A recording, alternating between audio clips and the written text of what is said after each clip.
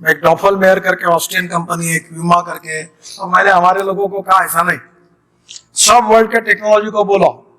ये हमारे गौड़ साहब बैठे, प्रकाश गौड़ इसके इंचार्ज है। मैंने कहा सबको बुलाओ और make in India, made in India करो। रोप वे, केबल कार हम बनाएंगे। हम हिमाचल में बना रहे, उत्तराखंड में बना रहे, कश्मीर में बना रहे।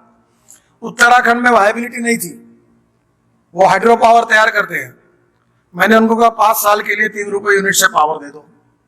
तुम्हारे यहाँ केबल कार जो बनाएंगे उसके ऊपर जीएसटी 18% लगता है, स्टेट का 8% नोशनल लॉस है, एग्जाम कर दो। मैं सब वायबल बनाता हूँ, तुमको बोलो वहां बना देता हूँ। 2-3 निर्णय किए, हो गए। तो आने वाले समय में public transport on electricity, ethanol, methanol, biodiesel, bio LNG. अब मैं तो नागपुर से रायपुर एक बस चलाता हूँ जो एलएनजी पर है। आसाम के मुख्यमंत्री जो है सोनवाल जी, ये माजोली आइलैंड है ब्रह्मपुत्र में। ब्रह्मपुत्र तो समुद्र है। तो मैं उनके प्रचार के लिए चुनाव में गया, तो वो मुख्यमंत्री थे, उनके कॉन्स्टिट्यूंसी में जा रहा था। तो हेलीकॉप्टर में मुझे उन्होंने कहा कि ये ब्रह्मपुत्र में इस आने सरोवर ही है, वो समुद्र ही है, यहाँ मेरे यहाँ माजोली के लिए आप ब्रिज बना दो। बोला क्या बात करते हो, ये संभव नहीं है। तो उन्होंने मुझे कहा कि नितिन जी कैसे संभव नहीं है, आपने मुझे पार्टी में लाया, मैं मुख्यमंत्री बनाऊं, और अगर आप ये नहीं बनाएंगे तो ये 1.5 लाख वोट मेरे विरुद्ध में जाएंगे, मैं चुनाव हार जाऊंगा। आप ये चाहते हो क्या मैं हार जाऊं? अरे बोला तुम जीतो पर ये कैसे बन पाएगा। बोलते बोलते उन्होंने मुझे इतना इमोशनली ये किया, ब्लैकमेलिंग नहीं बोलता हूँ।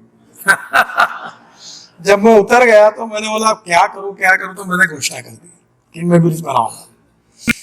और जब वापस दिल्ली आया और अधिकारी को बुलाया तो बोले इसकी कीमत 6,000 करोड़ लगेगी। मुझे लगा क्या करना, तो हमने कि मलेशिया से नई टेक्नोलॉजी, मैं फिर साल भर उसके लिए लड़ता रहा। और आपको ताजुब होगा शिवराज जी, ये जो पियर बनते हैं ये 30 मीटर में होते हैं, ये अब 120 मीटर कर दी है। और ऊपर वाला जो बीम है वो स्टील फाइबर में कास्ट करते हैं।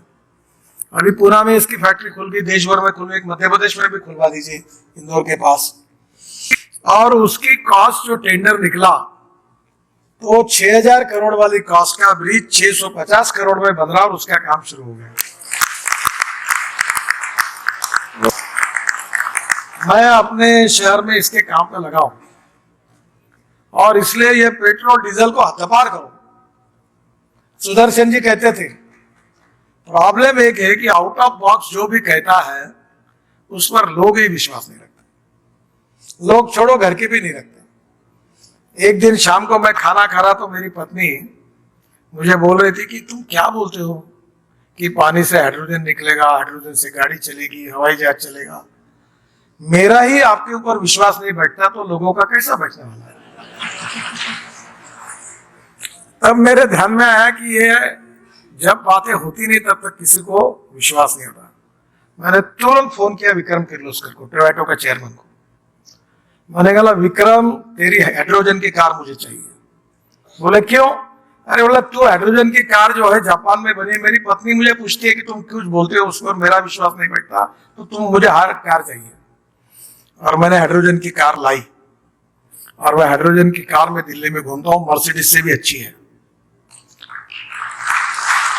इसमें मध्य प्रदेश को green hydrogen, ethanol, bio CNG, bio LNG, और मैंने अभी आज ही कहा कि एक बहुत बड़ा लॉजिस्टिक पार्क बन रहा है। मैंने अचानक पूछा तो वो इसके बाजू में नाला है क्या, तो गंदा पानी है। बोले है, तो वो गंदा पानी निकालो, उसको शुद्ध करो। 1.25 करोड़ का इलेक्ट्रोलाइजर है। ये सब मेरे पास टेक्नोलॉजी है, करके दिखा है मैंने, प्रूवन है। इलेक्ट्रोलाइजर से हाइड्रोजन निकालो पानी से, और इथेनॉल पर चलने वाला जनरेटर सेट लगा के ग्रीन हाइड्रोजन बनाओ, और इंदौर की पूरी बसेस, ट्रक ग्रीन हाइड्रोजन पर चलाओ। अब ये कार जो मैंने लाई है ये सोलर रूफटॉप इसमें करना है, क्योंकि 70% कॉस्ट पावर की है। और ये पूरे जो लॉजिस्टिक पार्क के ऊपर में सोलर लगा, उस पावर से इलेक्ट्रोलाइजर चलेगा, और जो कंप्रेस करेंगे वो ग्रीन फ्यूएल होगा इथेनॉल का, जो 60-62 रुपए लीटर का है। तो मेरा प्रयास है, मैं ट्रांसपोर्ट मंत्री हूं, कि $1 पर केजी ग्रीन हाइड्रोजन आएगा, और $1 में 450 किलोमीटर गाड़ी चलेगी। ना धुआं निकलेगा ना आवाज आएगी।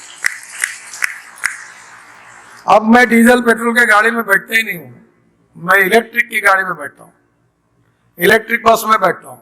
अभी बोल रहे बसेस भी आ रही है। पहले लोगों को विश्वास ही नहीं उठा। मैं अपने स्टेट ट्रांसपोर्ट के बारे में बहुत लोग, मैं उसका मंत्री हूँ, तो कभी कभी चेयरमैन आते हैं, मंत्री आते हैं, हमारे स्टेट ट्रांसपोर्ट में कैसी है, अच्छी है। मैंने बोला एक बताओ, तुम्हारे ट्रेस ट्रांसपोर्ट के बस में हॉर्न छोड़कर सब बजता है ना, हॉर्न बजता कि नहीं? क्योंकि कुछ कुछ राज्यों में तो टप पर बजते लोग। अब एक पैसा न खर्चा करते हुए 50,000 इलेक्ट्रिक बसेस ला रहे हैं हम लोग। डीजल की बस चलाने के लिए 115 रुपए पर किलोमीटर कॉस्ट है, और वही इलेक्ट्रिक की बस, एयर कंडीशन बस चलाने के लिए, बड़ी लग्जरी बस चलाने के लिए 41 रुपए पर किलोमीटर कॉस्ट है, और विदाउट एयर कंडीशन 38 किलोमीटर है।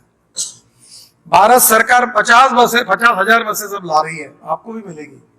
मैं आपसे और एक प्रार्थना करूंगा कि 5 साल के अंदर मध्य प्रदेश के स्टेट ट्रांसपोर्ट की बसेस को पूरी तरह इलेक्ट्रिक पर कन्वर्ट करने का आप ऐलान कर दो। 1 रुपया मत लगाओ, मैं तुमको मार्ग बताता हूं, बिन पैसे से पूरी मध्य प्रदेश की बसेस इलेक्ट्रिक पर कैसे चलेगी, इसका मॉडल मैं आपको दे देता हूं। ये डीजल की जरूरत ही नहीं है, और ये कोई स्टेट ट्रांसपोर्ट फायदे में नहीं आती। मैंने बहुत अध्ययन किया। ये डीजल है ना, ड्राइवर लोग बहुत नाराज होते हैं क्योंकि डीजल रहने में उनका बहुत फायदा होता है और कंडक्टर टिकट नहीं देता। कोई जिंदगी भर कोई देश की कोई ट्रांसपोर्ट प्रॉफिट में नहीं आ सकती है। मैं ट्रांसपोर्ट मंत्री, मैंने ऐसा मॉडल तैयार किया कि बस चलेगी इलेक्ट्रिक पर, चोरी नहीं हो सकती, और सामने से एंट्री होगी, बस में टिकट नहीं कटेगा, कार्ड होगा, कार्ड पांठाले पे मिलेगा, और कार्ड दिखाओ बैठो, कार्ड दिखाओ उतरो, और सामने एयर कंडीशन बस रहेगी, कोई टिकट नहीं, कोई कंडक्टर नहीं। आप देखो, आपका प्रॉफिट में भी चलेगा, और टिकट रेट 30% सस्ते होंगे, और केवल इंदौर से भोपाल नहीं, अभी दिल्ली से शिमला तक इलेक्ट्रिक लग्जरी बस चल रही है। मैंने नागपुर में 2 बसेस लाई, डोनेशन में लाई CSR में, और गजानन महाराज का मंदिर है शेगांव में। मैं जितने दिव्यांग है और सीनियर सिटीजन की यात्रा कराता हूँ फुकट में, तो वहां भी चार्जिंग है, यहाँ भी है। तो बसेस रोज सितंबर पूरा महीना बुक है, और 3 अभी डबल डेकर बस में इलेक्ट्रिक का लॉन्च करो मुंबई में। कल ही मुझे गोपी हिंदुजा का फोन है, पीछे पड़े कि बेस में 150 इलेक्ट्रिक डबल डेकर बसेस। अब वो जमाना बदला, और उसमें कॉस्ट इफेक्टिव है, इंपोर्ट सब्स्टिट्यूट है, पोल्यूशन फ्री है, इंडिजिनस है। तो आज ट्रांसपोर्ट सेक्टर को बदलना चाहिए, और ये बदलना कोई कठिन नहीं, इसको पैसे की कोई जरूरत नहीं है।